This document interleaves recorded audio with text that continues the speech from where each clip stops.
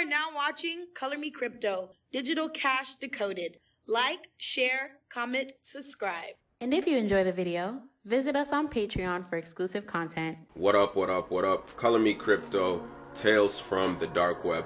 We're pretty much a little series starting where I cover stories from, the quote-unquote dark side of the internet. And it's just a series I wanted to start to, make people more aware of.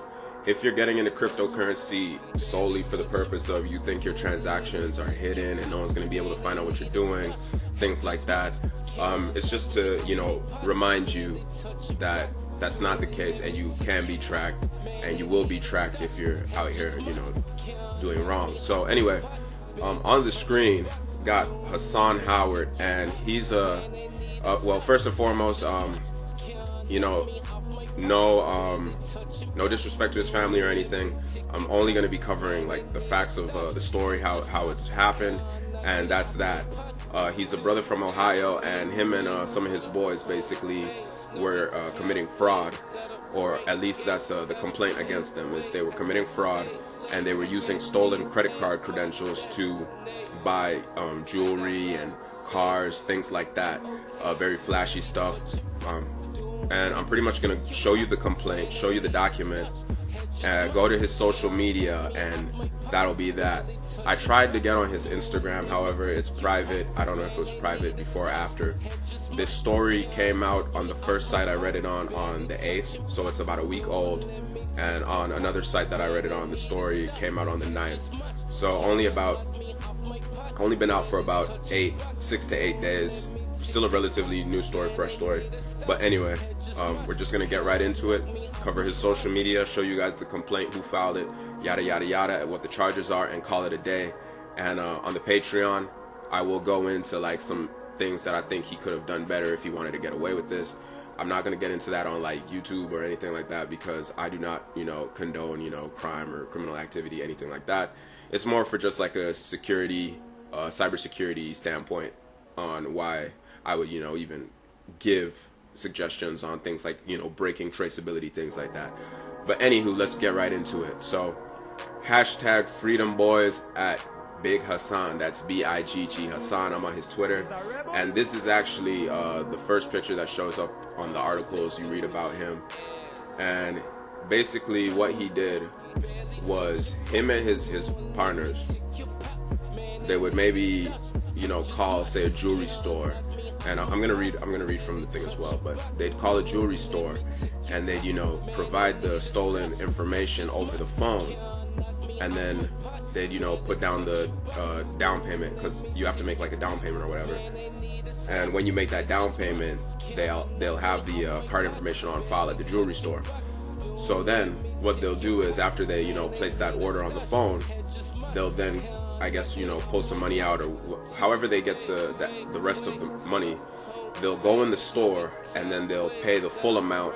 They'll take the jewelry or the car or whatever it is, and then the thing, basically where it comes in is there's a delay in the credit card company or the bank or whoever reporting that transaction as fraudulent. So by the time the store is even aware that it's, stolen information, days have passed and him and his boys are no longer there. So this is his Twitter. Just gonna go through some of his images, just him posing, flexing for the gram or whatever. And here, this picture really caught me. This was the picture that caught me. He said, "You can't just be icy, yo, bitch, gotta be icy too. Take notes, little boys."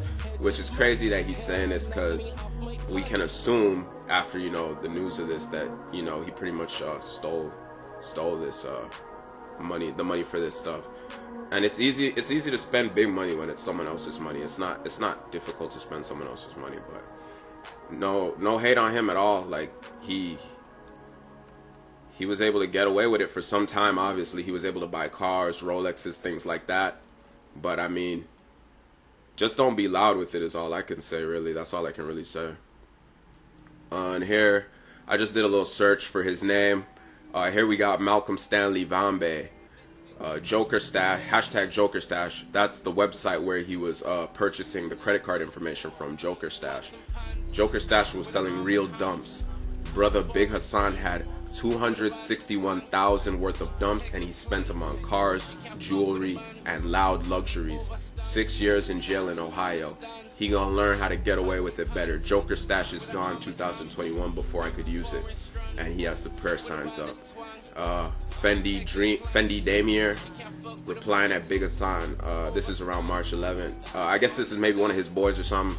They're arguing about something probably not even related to the case, but it says, "Nah, don't blame me. It's y'all. It's you y'all narrow ass." And then he says, you know, say shit. We all have our flaws, and it's pretty much just a lot of girls on here. You know, hitting them up. I guess he had like a lot of girlfriends, and that's cool. But let's get out of that. But yeah, this is his Twitter. His Twitter's still active from what I can tell. The Instagram, however, it's private, and I believe the posts have been deleted. But anyway, this is the complaint right here, and I'm gonna make it full screen.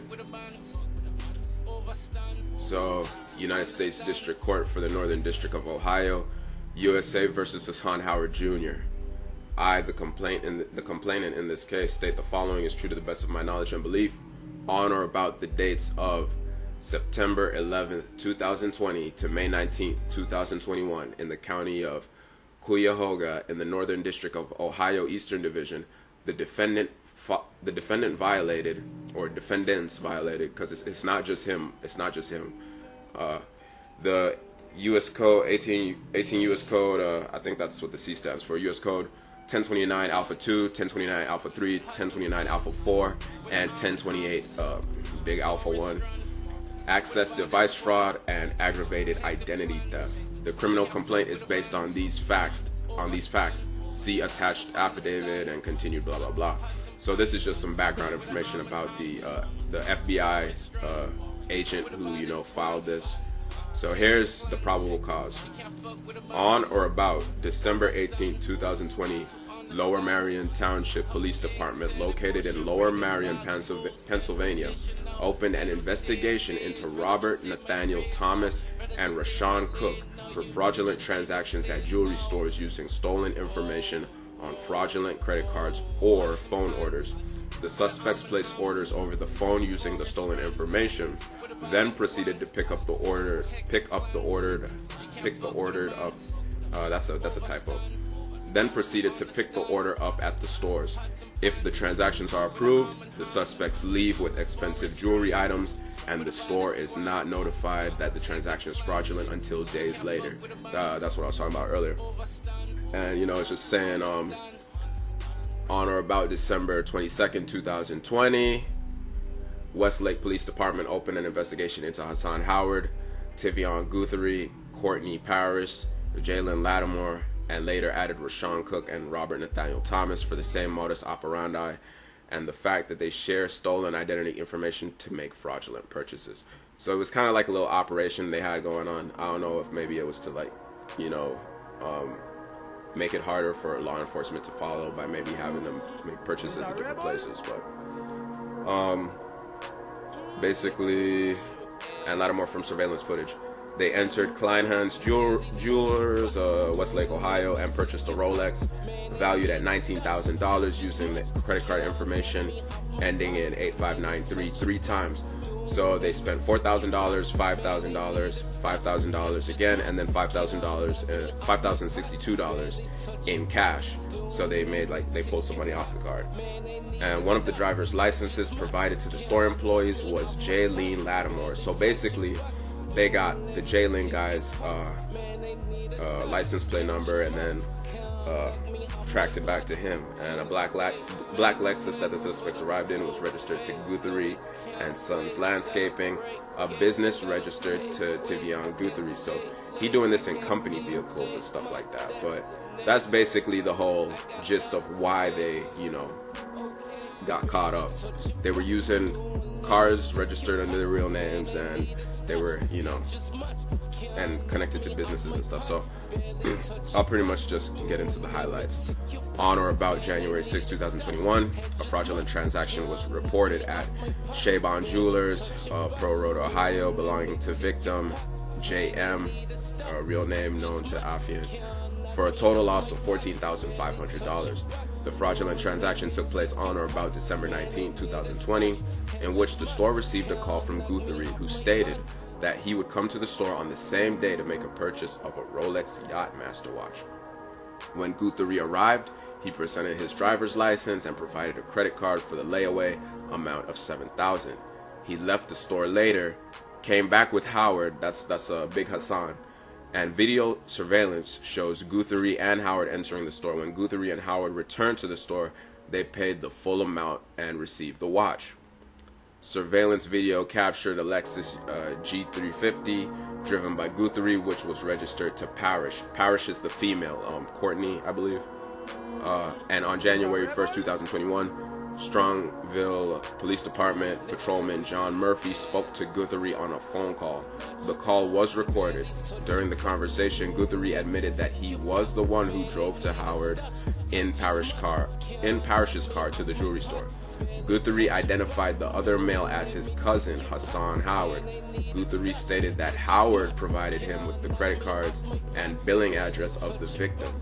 Guthrie stated that Howard also provided Parrish, that's the girl, with stolen credit card information that she used at the BMW dealership to repair her vehicle in Willoughby Hills, Ohio.